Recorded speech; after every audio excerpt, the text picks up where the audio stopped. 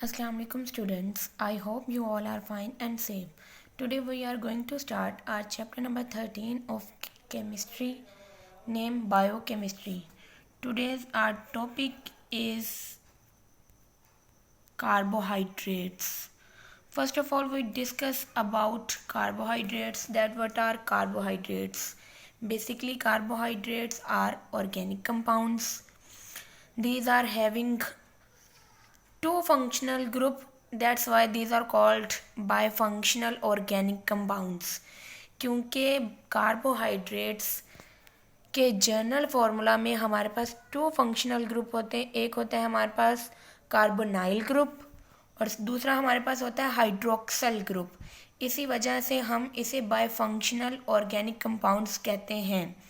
Basically हमें पता है कार्बोनाइल ग्रुप जो है वो एल्डिहाइड और कीटोन का जर्नल फार्मूला है, जबकि जो हमारे पास हाइड्रोक्सी ग्रुप है वो अल्कोहल्स का जर्नल फार्मूला है। तो बेसिकली हमारे पास कार्बोहाइड्रेट्स में कार्बोनाइल ग्रुप और हाइड्रोक्सी ग्रुप एक ही टाइम में सेम पोजीशन पर मौजूद होते हैं, इसलिए हम कार्बोहाइड्रेट्स को बायफंक्शनल ऑर्गेनिक कंपाउंड्स भी कहते हैं। Let's see the definition of carbohydrates. Carbohydrates are macromolecules defined as polyhydroxy aldehydes और कीटोन्स। यानी कार्बोहाइड्रेट्स मैक्रोमोलिक्यूल्स हमें पता है ऐसे मॉलिक्यूल्स जिनका मॉलिक्यूलर वेट लार्जर होता है। तो कार्बोहाइड्रेट्स हमारे पास large molecules with large molecular weight molecules हैं जो कि पॉलीहाइड्रोक्सी एल्डिहाइड या फिर पॉलीहाइड्रोक्सी कीटोन हो सकते हैं। अभी हमने पढ़ा क्योंकि इनके अंदर कार्बोनाइल ग्रुप है और कार्बोनाइल बेसिकली एल्डिहाइड और कीटोन का जनरल फार्मूला है, इसलिए इन्हें हम पॉलीहाइड्रोक्सी एल्डिहाइड्स या पॉलीहाइड्रोक्सी कीटोन कह सकते हैं। यानी कार्बोहाइड्रेट्स के जनरल फार्मूला पर हमारे पास एक जगह पर कार्बोनाइल ग्रुप जबकि दूसरी जगह पे हाइड्रोक्सी ग्रुप लगा होता है जो कि बेसिकली पॉलीहाइड्रोक्सी एल्डिहाइड और पॉलीहाइड्रोक्सी कीटोन है। दोनों के फंक्शनल ग्रुप सेम है। पॉलीहाइड्रोक्सी एल्डिहाइड और पॉलीहाइड्रोक्सी कीटोन का मतलब है, पॉली का मतलब है मैनी, जबकि हाइड्रोक्सी का हमें पता है कि OH ग्रुप अटैच होगा। यानी कार्बोहाइड्रेट्स में हमारे पास बहुत ज़्यादा more than 1 OH group attach होंगे इनके स्ट्रक्चर फार्मूला के अंदर, इसलिए इन्हें पॉलीहाइड्रोक्सी एल्डिहाइड्स या पॉलीहाइड्रोक्सी कीटोन कहते हैं।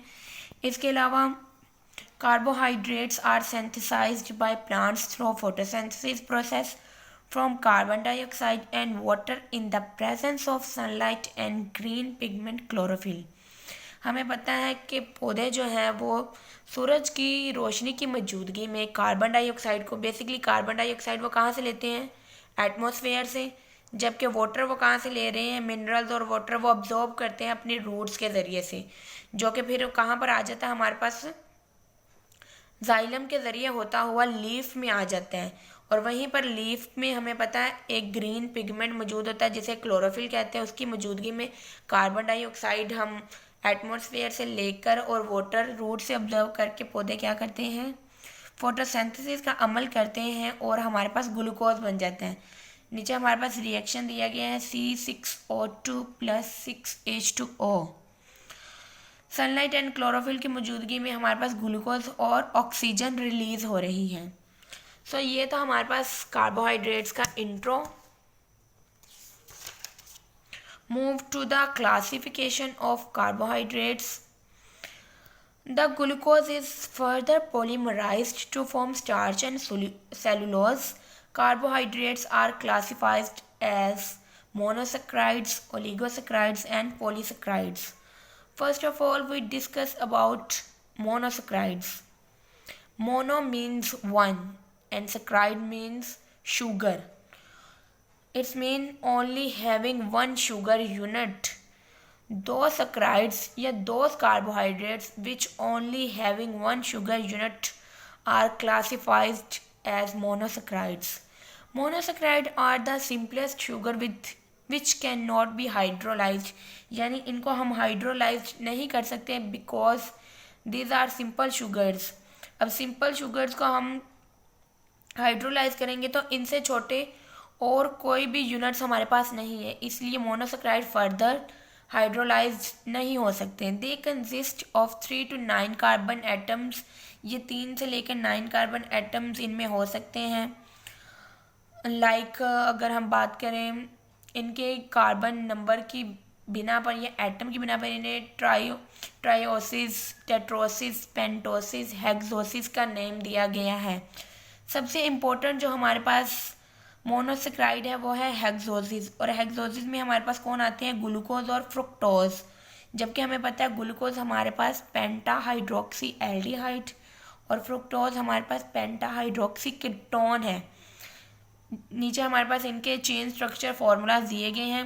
ग्लूकोज हमारे पास पेंटा हाइड्रोक्सी एल्डिहाइड है, यानी हम देख सकते हैं कि 5 कार्बन एटम है, 1 2 3 4 5 हमारे पास कार्बन एटम है, और इन पर 5 पेंटा हाइड्रोक्सी एल्डिहाइड यानी एल्डिहाइड ग्रुप के साथ हमारे पास 5 जो है OH ग्रुप अटैच काउंट कर सकते हैं, 1 2 3 4 एंड 5 यानी 5 हमारे पास इसमें हाइड्रोक्सल ग्रुप अटैच है। इसी तरह फ्रुक्टोज की बात करते हैं तो उसमें भी हमारे पास देखिए दोनों साइड पे हमारे पास अल्काइल ग्रुप अटैच है, सी के साथ ना अल्काइल ग्रुप अटैच है, और इनमें भी हमारे पास पेंटा हाइड्रोक्सी कीटोन है, जबकि इनमें भी हमारे पास 5 हाइड्रोक्सल ग्रुप अटैच है।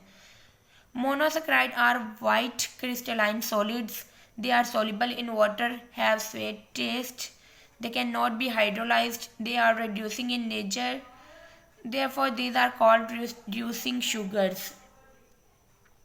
ये कुछ मोनोसेक्राइड्स की करेक्टरिस्टिक्स हैं।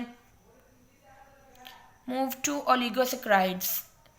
Oligosaccharides are the second number classification of carbohydrates. Oligosaccharide give 2 to 9 units of monosaccharides on hydrolysis।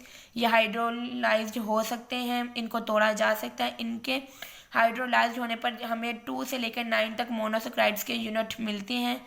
इनको फर्दर हमने डाइसेक्राइड, ट्राइसेक्राइड, टेट्रासेक्राइड में डिवाइड किया है।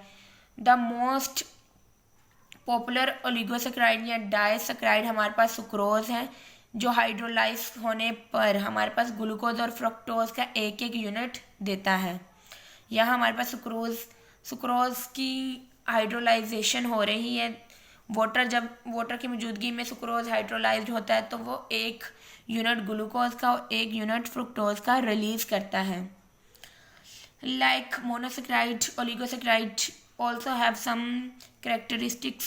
These carbohydrates are white, crystalline solid, easily soluble in water, पानी में soluble हैं। They are also sweet in taste, इनका test भी स्वीट होता है। They may be reducing और non reducing, ये reducing भी हो सकते हैं और non reducing भी हो सकते हैं। And the last is polysaccharide।